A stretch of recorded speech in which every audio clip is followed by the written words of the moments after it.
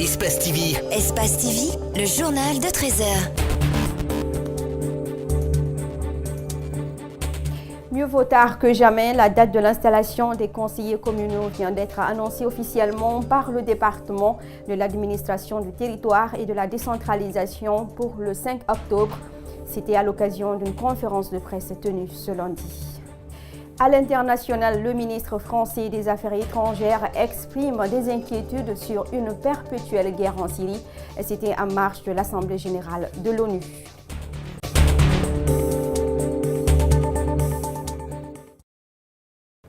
Mieux vaut tard que jamais, la date de l'installation des conseillers communaux vient d'être annoncée officiellement par le département de l'administration du territoire et de la décentralisation pour le 5 octobre. C'était à l'occasion d'une conférence de presse tenue ce lundi. L'arrêté 63-13 du ministère de l'administration du territoire et de la décentralisation portant installation des conseils communaux et élection de leur exécutif. Le ministre, vu la Constitution, vu la loi, vu le décret portant attribution et organisation du ministère de l'administration du territoire et de la décentralisation, vu les nécessités du service, arrête. Conformément aux dispositions de l'article 132 du Code révisé des collectivités locales, les conseils communaux élus sont convoqués pour leur mise en place et l'élection de leur exécutif. Article 2. La session pour la mise en place des conseils communaux et l'élection de leur exécutif aura lieu à partir du 5 octobre 2018. Article 3. Les gouverneurs de région, les préfets et les sous-préfets sont chargés, chacun en ce qui le concerne, de l'application correcte du présent arrêté. Article 4. Le présent arrêté qui prend effet à compter de sa date de signature sera enregistré et publié au journal officiel de la République. Conakry, le 24 septembre 2018, le ministre de l'Administration du Territoire, général Brema Condé. En prélude à la célébration de la Journée internationale des droits des jeunes filles qui se tiendra le 11 octobre, l'ambassadrice de cette campagne en Guinée a annoncé les couleurs de cette journée dédiée aux filles. Lors d'une conférence de presse tenue ce lundi, Domani Doré a rappelé l'importance de la femme dans le développement socio-économique d'une nation. Abdourahmane Ba et Lamine Silla suivi.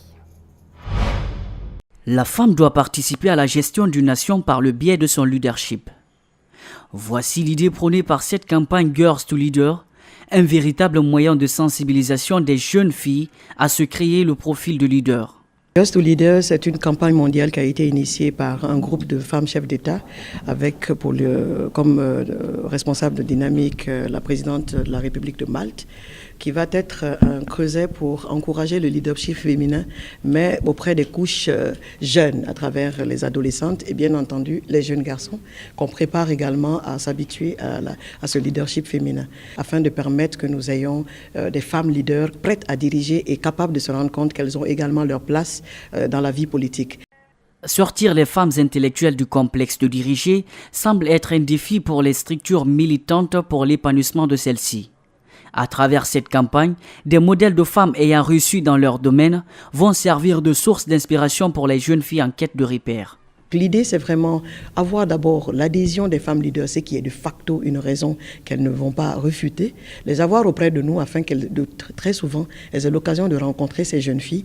Et le fait de savoir qu'une femme pilote existe, une femme journaliste existe, une femme chef d'État existe, une femme ministre, une femme députée, provoquera un déclic chez les petites filles et se dire qu'elles peuvent commencer à rêver de l'être également. Cette campagne n'intéresse pas que les femmes, des hommes aussi se battent pour la cause féminine. C'est le cas de ces deux intellectuels qui luttent pour l'émergence des femmes. On estime que dans l'épanouissement de la femme, l'homme est le meilleur allié. Aujourd'hui, je reconnais réellement le talent que les femmes ont pour diriger. Toute initiative qui vise naturellement à faire en sorte que la femme s'émancipe davantage, participe au combat politique, c'est une initiative qui mérite d'être soutenue. Le 11 octobre prochain, seulement la Guinée et le Kenya seront au cœur de cette activité Girls to Leader en Afrique. Autre chose, dans l'actualité, on s'intéresse à la création des ONG ou encore des organismes de société civile en Guinée. Quel rôle doivent-ils jouer dans le processus d'instauration d'un état de droit et quel avenir ont-ils à travers les différentes activités qu'ils mènent? Macky Sall et Abdoulaye Camara ont rencontré un responsable d'une nouvelle structure suivie. Cette nouvelle structure naissante vient s'ajouter à la longue liste des organisations de la société civile guinéenne. Pour le cas particulier de l'Alliance futuriste, elle regroupe l'ensemble des sensibilités de la nation, nous a indiqué ce membre fondateur. L'Alliance futuriste regroupe au sein des acteurs de la société civile, des jeunes des partis politiques, des acteurs politiques, même pas des jeunes, dans l'ambition de fédérer les organisations de la société civile, les partis politiques ayant les mêmes ambitions et la même vision que nous, c'est-à-dire de construire un état de droit avec des actions concrètes. Cela avait sans dire, il faut qu'on s'implique davantage à expliquer vraiment la démarche de l'Alliance futuriste et la position qu'on voudrait qu'on donne à la République de Guinée d'ici et ailleurs. Nombreux sont ces organismes de jeunes qui sont instrumentalisés par les politiques à des fins électorales. L'Alliance futuriste va-t-elle faire exception à cette pratique qui est devenue récurrente en Guinée? Nous avons un élément de réponse. Nous avons une particularité, d'abord le fait de fédérer des acteurs de la société civile, des partis politiques et même des personnes individuellement prises. Donc cela veut dire qu'il y a une contradiction qui ne dit pas son nom. Au sein de cette alliance, c'est pas une entreprise privée qui va dire là je vais décider où je vais aller. Non, tout se décide à une plénière, à une assemblée extraordinaire et on ne peut pas être là pour soutenir Paul ou Pierre, mais nous soutenons les actions de développement pour qu'on puisse montrer à la face publique que la République de Guinée est un pays aussi qui peut valoriser les compétences internes. Dans les jours à venir, cette nouvelle structure de la société civile va commencer ses activités, ont indiqué ses fondateurs.